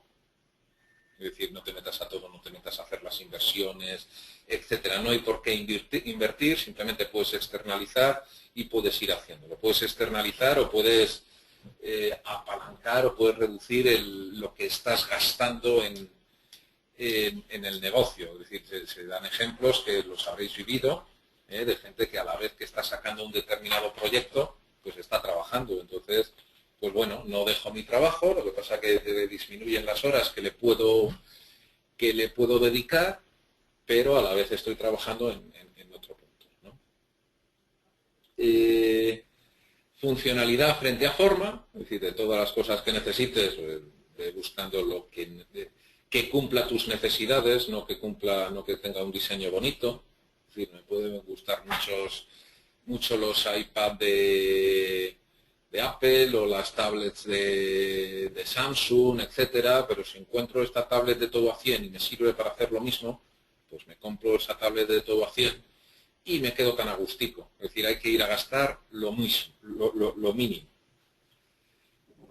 Además, contratar lo justo. Y en esto, por contratar lo justo, nos referimos, entre otras muchas cosas, a recursos humanos. Es decir, tener una plantilla más corta de la que necesitas, machácales en tensión y en horas, y va a ser una forma de llegar a objetivos. No es lo más bonito del mundo, pero es práctico. Ir directo al cliente, saltarse todos los intermediarios, con lo cual puedes incrementar margen. Es decir, no vendes lo mismo. Por ejemplo, si estás diseñando ropa, pues evidentemente el precio que le puedes poner no es el mismo si te vas a una tienda que es quien vende o si te vas al consumidor final, le puedes meter muchísimo más margen, ¿de acuerdo? Pues la idea es ir directamente al consumidor final quitándote todos los intermediarios que haya. Y luego este noveno punto de posicionarte en contra del líder es una estrategia genérica, no es estrictamente de bootstrapping, Pero un ejemplo claro, por ejemplo, es el de Toyota. Es decir, llega Toyota y dice, quiero competir con Mercedes, voy a sacar la misma calidad que Mercedes a un precio más barato. Entonces coge, crea Lexus y lo pone a competir frente al líder. Es una estrategia para tratar de monetizar. Otra estrategia es el Lean Startup. El Lean es una filosofía y una nueva moda y una nueva mecánica de dirigir a empresas, inicialmente dirigido a empresas de desarrollo tecnológico y software, y ahora se ha trascendido y ahora, bueno, pues al final la verdad es que se puede utilizar en cualquier tipo de empresas. Y se caracteriza por tratar de tener un enfoque que sea muy práctico y muy minimalista, es decir, gasto lo mínimo y ya está. Lo que prima es lo que voy a hacer frente a la planificación y el diseño. Se trata de invertir lo menos posible, la cantidad menor de pasta, para sacar las cosas al mercado y empezar a trabajar sobre ellas. Y al final lo que le estamos dando es todo el protagonismo al cliente. Es decir, al final nos hacemos con un cliente, le vendemos algo muy simple y le preguntamos, ¿qué más? ¿Qué tal? ¿Qué te parece? ¿Qué cambiarías? ¿Qué pondrías? ¿Qué quitabas? Entonces, vuelves para atrás, modificas en función del feedback que te está dando tu cliente y lo vuelves a comercializar. El objetivo es que si fracaso, el producto no se vende, que me entere que ha fracasado lo más rápidamente posible y que me cueste lo menos posible. Es decir, en lugar de coger y estar diseñando durante 2 años un producto gastándolo en determinado dinero, voy sacando los primeros prototipos, los primeros betas y lo que me dedico es a comercializarlo o a tratar de comercializarlo a ver si gusta o no gusta. Y en ese sentido, lo que hago es, en función de lo que me está diciendo el cliente, pivoto, es decir, modifico y ya. Cuando veo que el producto le gusta al cliente, lo que hago es, pues ahora persevero en la venta. ¿De acuerdo? Al final, el ciclo que tiene es, primero aprendo, luego construyo lo que he aprendido y mido con el cliente. Y esta medición y este feedback me hace aprender nuevamente, volver a construirlo y volver a medir. En esencia, lo que vamos es permanentemente haciendo este ciclo de aprendizaje. Con el objetivo es eso, es pivotar sobre lo que nos está diciendo el mercado, y cuando ya por fin tengo la idea buena, lo que hay que hacer es perseverar en ese punto. Aquí el ejemplo muy simple es, yo veo que hay una oportunidad pues para cruzar un determinado río o lo que sea, ¿de acuerdo? O un mar Entonces, lo que tengo que sacar es el prototipo mínimo. ¿Y cuál puede ser mi prototipo mínimo? Esto. Es decir, una simple barca de remos. Y a partir de aquí empiezo yo a vender este producto y empiezo a preguntarle a los clientes qué es lo que quieren, porque yo no tengo, al final, no voy a tener muy claro. Creo que la mesa os ha gustado. Lo que he visto por aquí. No voy a tener muy claro para qué van a querer mis clientes, para qué van a querer la barca. Lo mismo la quieren para pescar, lo mismo la quieren para cruzar el río, lo mismo lo quieren para hacer viajecitos turísticos. Tengo claro para qué lo van a querer. Entonces yo simplemente hago esto, preparo pese a que mi objetivo final pueda ser otro, pues como pudiera ser esto de aquí, ¿de acuerdo? Este yataco, pero inicialmente, como no sé exactamente hacia dónde van a ir, pues me vengo al producto mínimo a vender. Y una vez que tengo el producto mínimo a vender, lo intento comercializar. Y lo que hago es escuchar a mi cliente. Al final lo que le estoy dando al cliente le estoy dando todo el poder. Y una vez que el cliente tiene todo el poder, lo que empiezo es a desarrollarlo. O sea, le doy el poder, le pregunto qué es lo que quiere y empiezo a desarrollar el producto. Y a partir de ahí vamos avanzando y llegaremos a este punto o llegaremos a algo completamente diferente. pero al final vamos a llegar a lo que el cliente quiere. Lo mismo el cliente, en lugar de este yate, lo que le empieza a preguntar y lo que quiere es conquistar la orilla de enfrente. Entonces, al final nos podríamos ir a un barco de guerra, pero al final nos estamos adaptando a lo que nuestro cliente está buscando. ¿De acuerdo? Los 4 consejos Lean claramente son hablar con los clientes, ir ágil en la construcción del producto, o sea, construir el producto rápidamente de cara a poder pedirle más información a propósito de lo que quiere. El tema del precio a valor. Como se supone que tenemos un contacto directo con nuestro cliente, lo que tenemos que hacer es medir el valor que tiene para el cliente el producto que le estamos vendiendo. Y no calcular el precio en función del coste más un determinado margen. ¿De acuerdo? Es decir, si con el servicio que le estoy dando, a ver, un ejemplo muy claro es el Canal de Panamá. ¿Qué es lo que cuesta un pase por el Canal de Panamá? Pues lo que cuesta no es la amortización más un determinado margen del canal. Lo que cuesta es, vamos a ver, señor, que tiene un barco.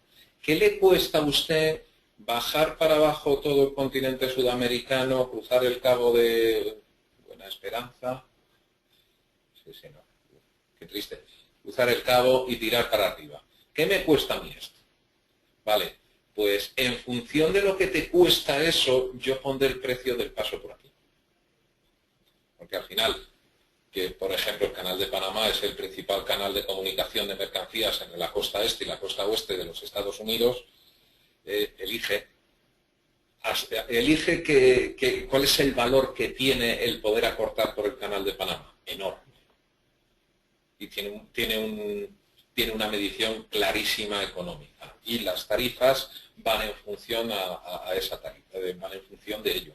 Es decir, es que no es solamente el tema de combustibles, tema de tiempo, tema de sueldos, tema de recurrencia. Es decir, si el trayecto me lo puedo hacer en 3 días, no es lo mismo que si el trayecto me lo tengo que hacer en 20 días o en 30 días. Si el trayecto lo hago en 30 días, puedo hacer 12 al año. Si el trayecto lo puedo hacer en 3 días, puedo hacer, lo puedo hacer en 3 días, puedo hacer 120 al año.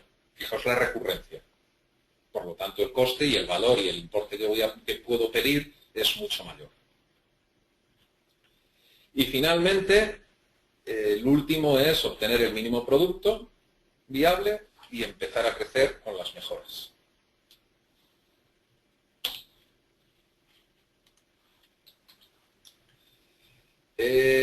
Finalmente, sobre alinear las expectativas.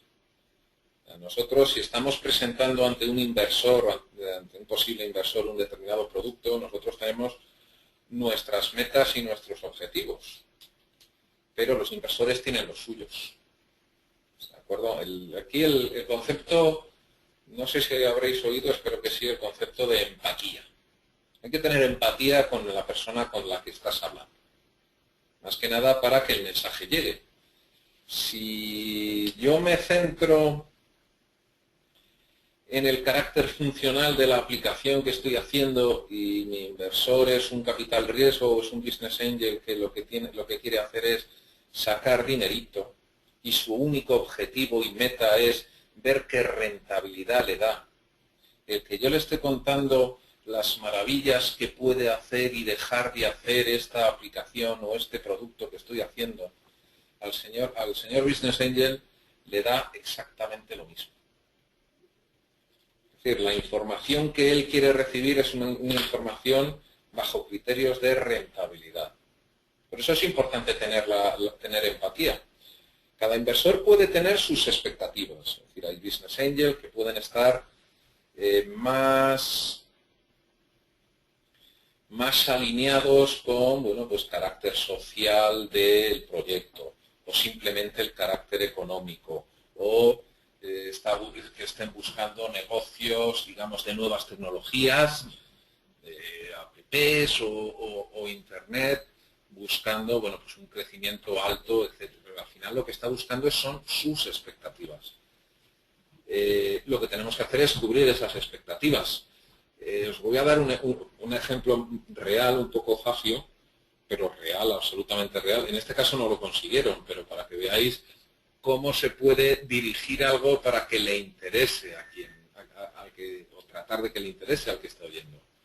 Me comentaba un amigo que estuvo trabajando en la evaluación de proyectos en el CEDETI, que le habían pasado un proyecto, no sé si era de hoteles, de un hotel o algo así, en el que estábamos marcando dentro de esa innovación, pues productos innovadores para el regulado de la luz y calor, o sea, sobre todo, no, miento, de la luz del día, para regular su entrada dentro de los edificios, mediante procedimientos de desplazamientos horizontales o persianas y verticales o cortinas. Y lo habían metido dentro de la solicitud al CEDETI. Esto que no deja de ser un chiste, pero es un chiste real, pero digamos, la moraleja que os quiero sacar es lo que podemos hacer es tratar de dirigir el producto que queremos vender, dirigirlo a los objetivos y a la meta que tiene nuestro interlocutor. Alinearnos con sus objetivos, que es la forma de conseguir esa financiación y sacar rentabilidad. De ambas partes saquen rentabilidad. En esencia, cualquier capital riesgo o cualquier business angel o cualquier inversor, si está invirtiendo en esta tipología de empresas, está invirtiendo en empresas con un determinado riesgo. O sea, la inversión que tiene un determinado riesgo, y el riesgo es alto porque no es un negocio que está empezando. Entonces él está buscando una rentabilidad muy alta que puede estar en torno al 30%, ¿de acuerdo? Entonces lo que tenemos que hacer es alinearnos con eso y buscar tasas de rentabilidad que le permitan cumplir con sus objetivos de rentabilidad. Si lo que hacemos es plantarnos allí con unos objetivos una rentabilidad objetivo del 10%, desde luego no vamos a conseguir nada. Además de eso, en muchos casos su idea es entrar y salir.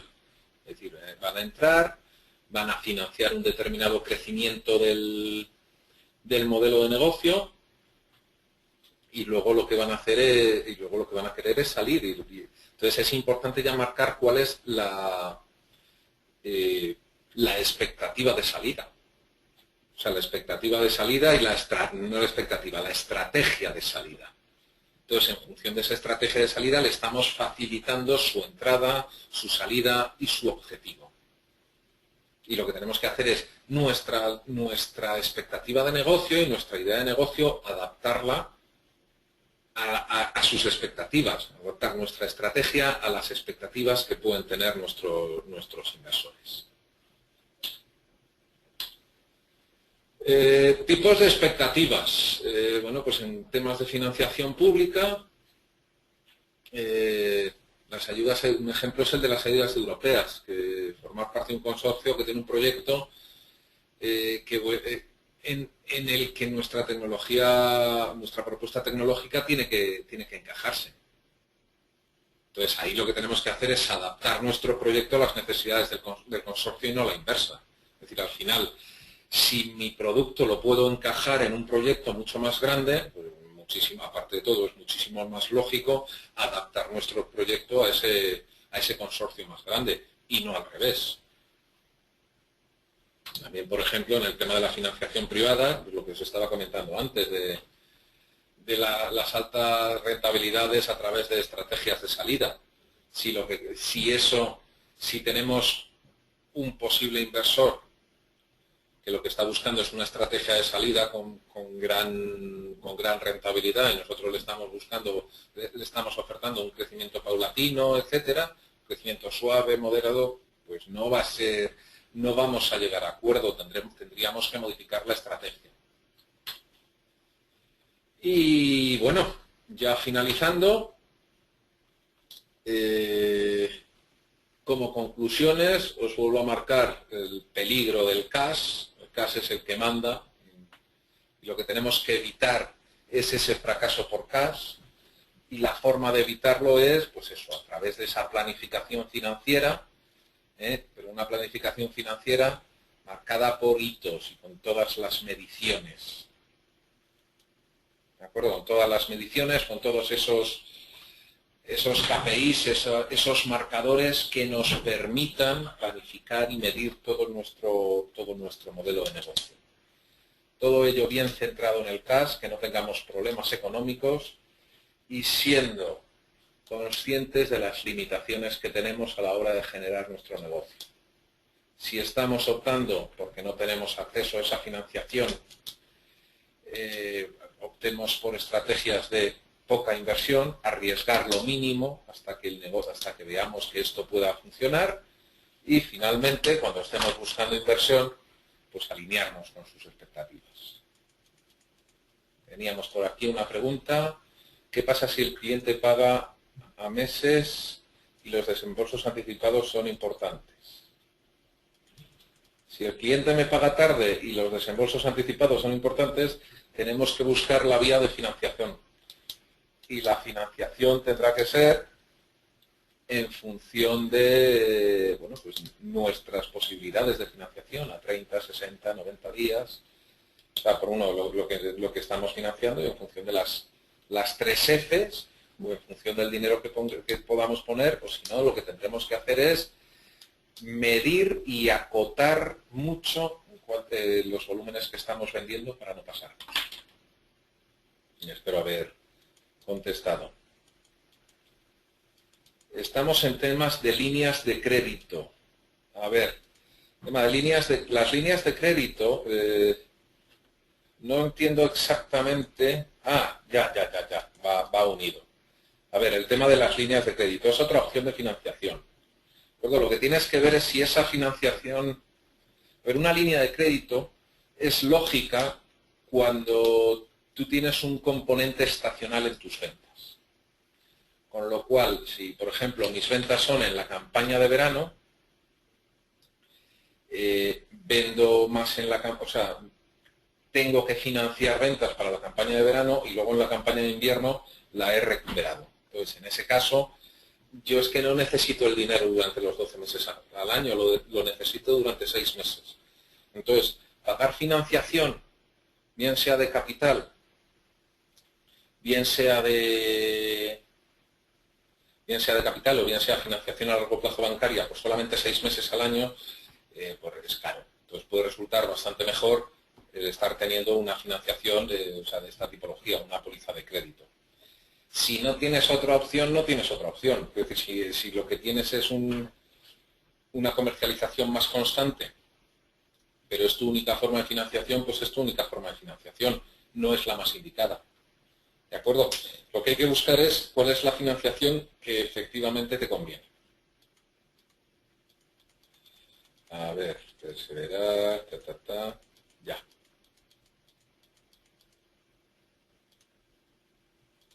Es lo que me estabas diciendo. Y si es una constante en cualquier época del año, lo mejor es financiación a largo plazo.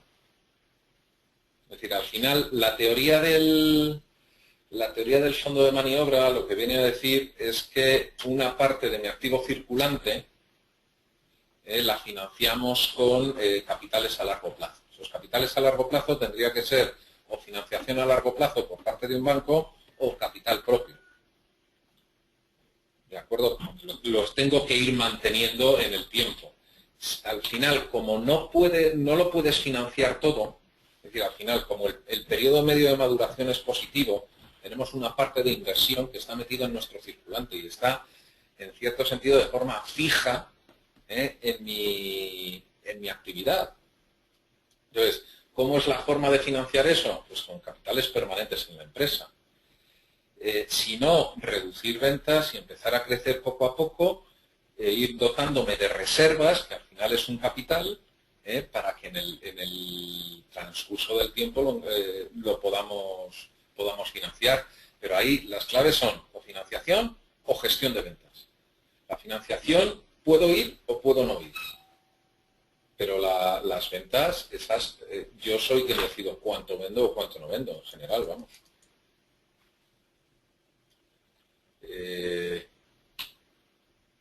Más cosas. Bueno, poco más. Con esto acabamos la sesión de hoy.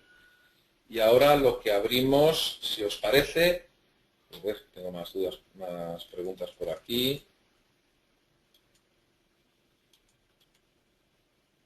Se puedes perder un cliente si no puedes soportar la financiación. Efectivamente, puedes perder un cliente. Pero es que, ¿qué es mejor, perder un cliente o perder la vida? Es como cuando tienes una tienda y dices, ¿qué es mejor? ¿Una rotura de stock o quedarte con un producto que no vendes?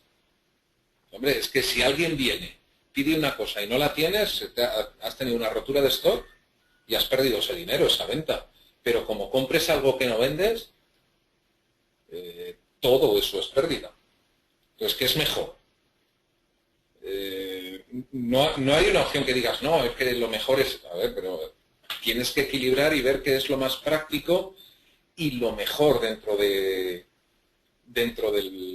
tu actividad. Y yo creo que es mejor perder una venta que perder la vida en el empeño. Me comentaba un cliente hace poco que le estaban ofertando una obra en una comunidad financiado a 12 meses sin interés. Y yo le decía, ¿no? ¿Y tienes los 60.000 pavos que te cuesta la obra? Me dice, no. Entonces, ¿qué te cuestionas? Y si no te paga, ¿qué pasa? Y tienes dinero para financiar esos 60.000 euros, si no los tienes es que ni te puedes meter. Y he perdido esta venta. Y dice, sí, pero has podido salvar la vida. Como tarden en pagarte o como te tengas que meter en juicios para que te paguen, tú has tenido que pagar los materiales, tú has tenido que pagar los sueldos, tú has tenido que pagarlo todo.